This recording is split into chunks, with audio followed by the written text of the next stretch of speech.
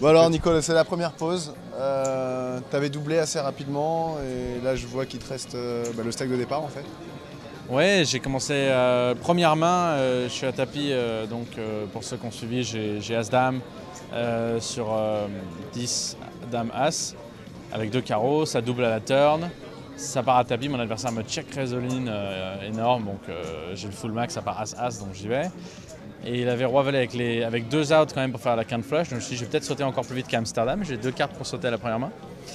Et après, en fait tout s'est passé à l'envers. D'abord, je défends As-2 suited en grosse blinde, en contrôle bouton.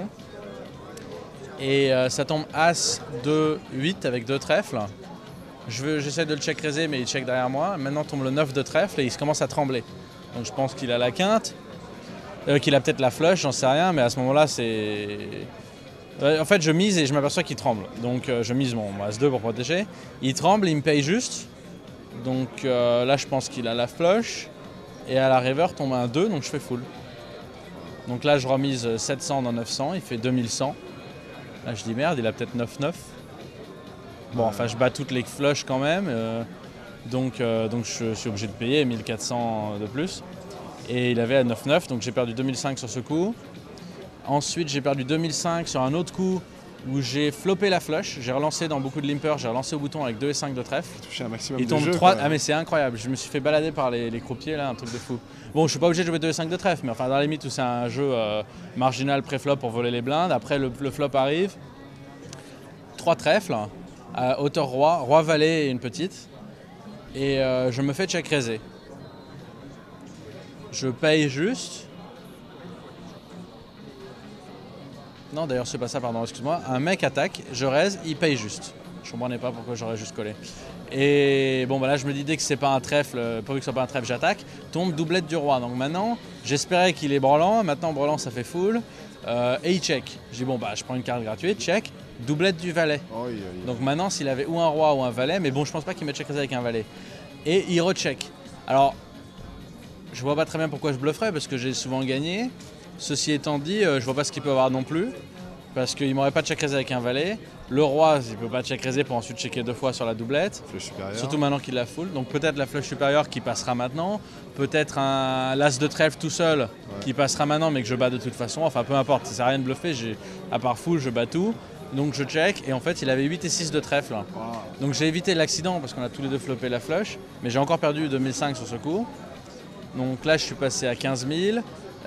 Ensuite j'ai perdu 2005. J'ai pas arrêté de perdre 2005 en fait.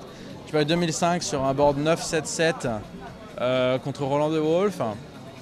Je donk bet en fait, il me relance et je paye. Donc là c'est un peu marginal, mais il y a 9-7-7, je pense qu'il peut avoir 10 et 8, je pense qu'il peut avoir 8 et 6. Et je vois pas pourquoi il ferait ça avec le 7, donc je me suis dit bon bah s'il a une paire supérieure ou un 9 supérieur tant pis. Ensuite on check à la turn et à la rivière tombe à 8. Et moi j'ai 9 et 8, pardon, je sais pas si j'ai dit. Donc j'ai 2 paires maintenant, je bats pas les overpairs, mais bon les overpairs on va peut-être pas checker la turn. Et surtout s'il avait un tirage, effectivement il a tout le temps un 8, donc maintenant il a peut-être une paire. Donc je mise petit, ce qui est à moitié un blocking bet, à moitié un value bet. Il paye, il avait 2 dames, il a hésité longtemps d'ailleurs, il sait pas trop quoi faire lui non plus, parce que je peux avoir un 9, mais je peux aussi avoir le 7 si je joue pareil. Donc j'ai perdu 2500 et à la toute fin, il y a eu un coup incroyable, un coup très bizarre. J'ai assisté à ce coup-là, c'est assez... J'étais en tilt tout seul en fait de ce coup-là. D'ailleurs, ça je sais pas si c'est n'importe quoi, il faudrait que je regarde après. Je relance paire de 4, je suis payé par un mec qui comprend rien, mais alors rien du tout. Et ensuite, il y a Sorel Midi qui vient d'arriver à la table, qui fait tapis 1500. Et en fait, j'ai pas vu le vieux qui a payé, enfin le vieux, c'est méchant, l'ancien, le vétéran qui a juste payé. Non, il est pas si vieux que ça en plus. Je l'ai pas vu payer, donc moi j'ai voulu dire call et j'ai envoyé 2005. Donc maintenant je fais une mine relance en fait. Et lui, l'ancien, paye sec. Donc là je comprends plus trop comment il peut payer la relance. Ensuite il y a une relance, une surrelance, il repaye sec. En général il y a toujours une paire moyenne. Donc il y a un side pot de 1500, il y a 4000 à peu près dans le main pot où Sorel Midi est à tapis. Le flop arrive, Sorel Midi fait une grimace du genre j'ai perdu et commence à se lever. Donc pas très fair play déjà. Et du coup je pense que je peux gagner le side pot. Donc je dis si je le fais passer, je prends le side pot à midi, je suis large favori s'il n'a pas de paire. Donc je mise 1000 dans le tout. Le type avale. Là, je m'en veux de ne pas avoir fait très cher. Bon, bah, je peux pas faire grand chose. Je check le turn, il check le turn. À la rivière tombe une grosse carte, une dame. Donc là, je me dis, ça fait peur à toutes ces paires moyennes. Donc maintenant, je mise 3000. Il me paye aussitôt, donc bon, j'ai perdu. Il a snap. Il a snap call. Donc je me dis, bon, bah, j'ai perdu. Il y a 5 overcards sur le board, quasiment, 4 overcards. Ça a été surrelancé 3 fois avant le flop. Et il a 2-4 aussi, en fait. Donc on split le side pot. Donc j'ai assez mal joué le coup. Maintenant, je pense qu'il l'a joué encore pire que moi. Midi maintenant revient et dit, ah, c'est marrant ça. Mais 2 minutes à retourner sa paire de 9. Donc un petit slow roll pour la fin. Donc c'est un coup bien tiltant. Le break arrive au bon moment. Et il était venu me voir et m'avait dit pendant ce coup-là, il était venu me voir quand il était debout et il me disait qu'il avait besoin ou d'un 9 ou d'un 6. Je crois que le board c'était. Non, mais 8, il pensait 7, vraiment 5, avoir perdu. Il pensait vraiment avoir perdu. Maintenant, c'est vrai qu'il aurait eu des jetons derrière. Il aurait pas dit, ah merde, j'ai perdu. Il le dit jamais quand il lui reste des jetons derrière. Donc si tu veux, comme lui, il est plus dans le coup, il manque de respect à ceux qui sont encore dans le coup parce que lui, maintenant, ça lui est égal. À la limite, il a intérêt à dire qu'il a perdu parce que ça m'incite éventuellement à bluffer dans le side pot. Bien sûr. Et parce que maintenant je sais que je peux gagner le main pot, donc à la limite c'est même peut-être un peu vicieux. Bon, je n'accuse personne de rien, mais c'est pas fair play, ça c'est le minimum, c'est que c'est pas fair play. Et il le sait, donc voilà. Le coup de gueule est passé. De toute façon, je suis surtout énervé contre moi parce que c'est moi qui étais le plus nul dans ce coup-là, parce que ne pas voir que je suis payé avant. Et ensuite, je pédale parce que je devrais pas être dans ce coup, il devrait pas être aussi gros, donc je. T'as un gut shot? J'ai un gut shot en plus, alors c'est. Je pédale après dans le coup, donc voilà.